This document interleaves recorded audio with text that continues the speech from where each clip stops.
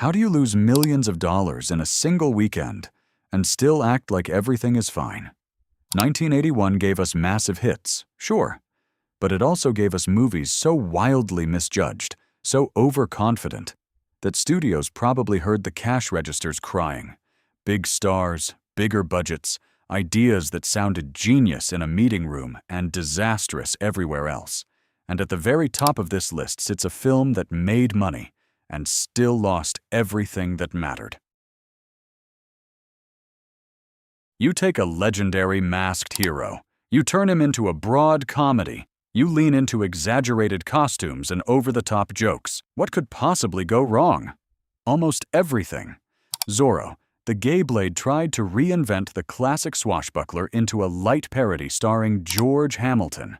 Instead of one serious Zorro, audiences got a flamboyant twin brother version with bright outfits and exaggerated flair. The studio clearly thought they were being clever. They weren't. The budget hovered around $12 million. The box office barely scraped $5.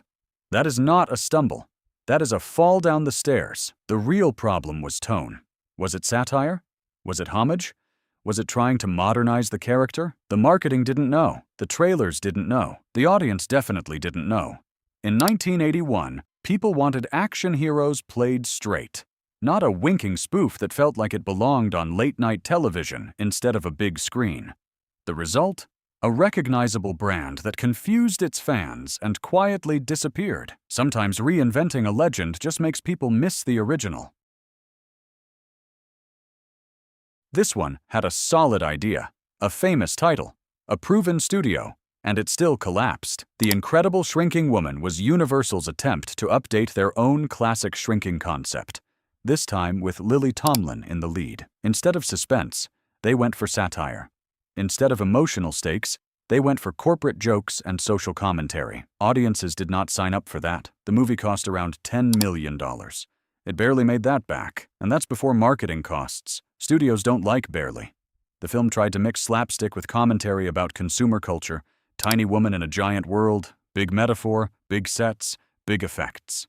But the jokes felt forced, the emotional core felt thin, and the tone kept shifting like it couldn't decide what it wanted to be. Tomlin gave it everything, but star power can't save confusion. Viewers walked in expecting wonder. They walked out wondering what they just watched. It wasn't loud, it wasn't infamous, it just faded, which might be worse. Now this one is fascinating. Looker was directed by Michael Crichton.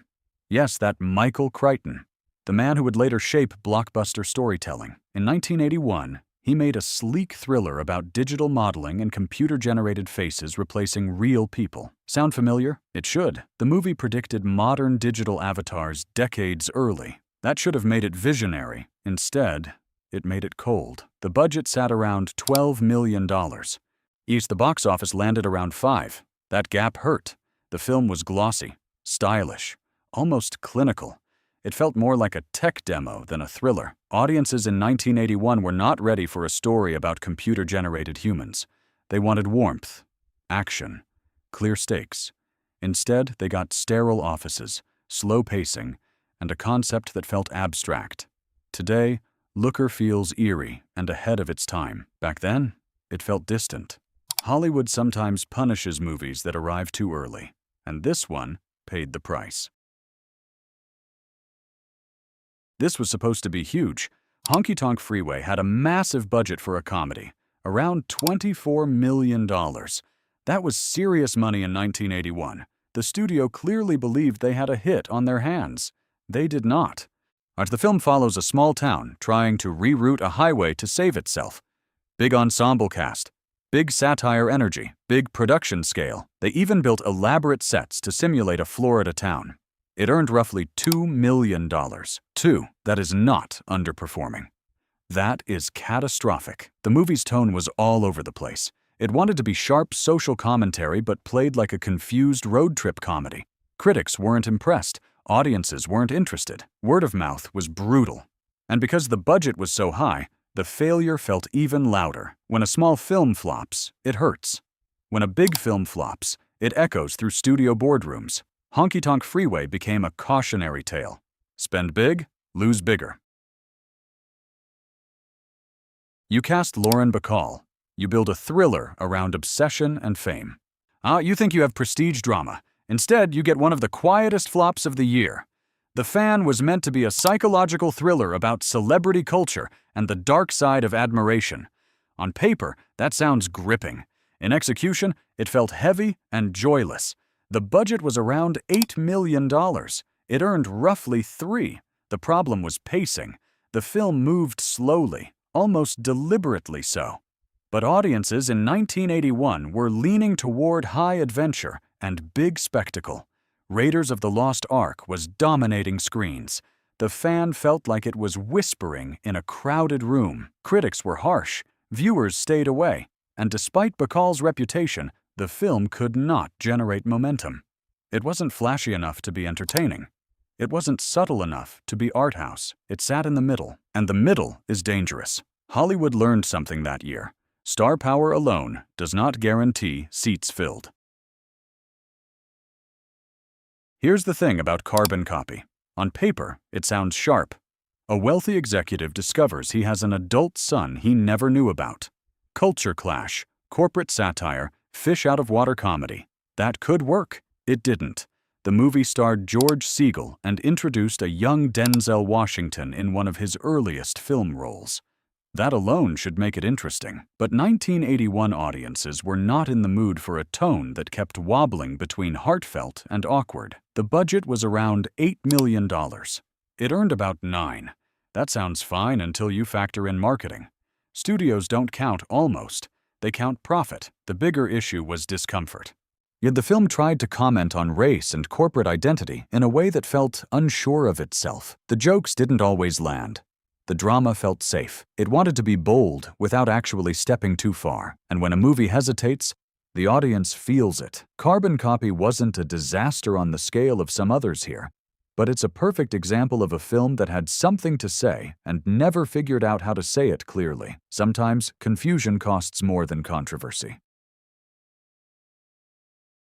When you put Marlon Brando and George C. Scott in the same movie, you expect electricity. You got paperwork. The formula was positioned as a serious thriller about industrial secrets and corporate tension. It had prestige. It had big names.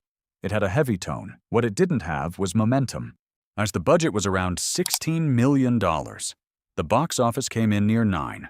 For a star-driven drama, that's a red flag. Brando reportedly filmed his scenes quickly and moved on. Scott delivered his usual intensity, but the film felt slow, dense, almost buried under its own seriousness.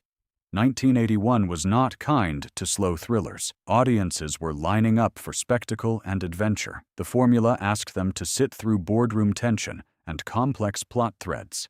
That mismatch hurt. Critics were divided. Viewers were scarce. And the presence of two major actors only made the underperformance more noticeable. When legends show up and the seats don't fill, studios notice. The formula proved that star power is not a magic shield. Gene Hackman is not the problem. As the problem is putting Gene Hackman in a romantic comedy that doesn't know how to be romantic or funny. All Night Long followed a middle-aged man who loses his job and starts working at a supermarket where he falls for a younger co-worker. It sounds like light drama. It plays like tonal whiplash. The budget was around $15 million. It earned roughly $4. That's painful. Hackman is brilliant at intensity, at quiet pressure, at moral struggle. Asking him to carry a gentle romantic comedy was a risk. The script didn't give him enough to balance humor and sincerity. Audiences felt the disconnect. Was it sweet?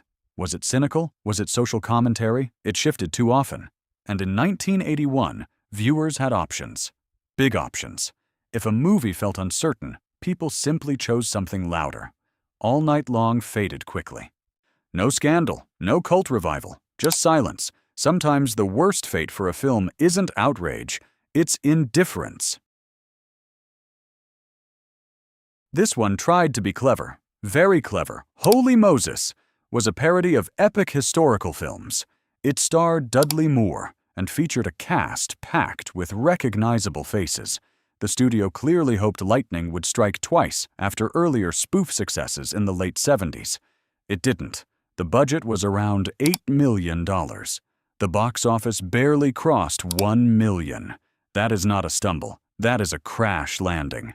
The humor leaned heavily on absurd gags and exaggerated storytelling, but by 1981, parody fatigue was creeping in. Audiences had already seen sharp satire done better.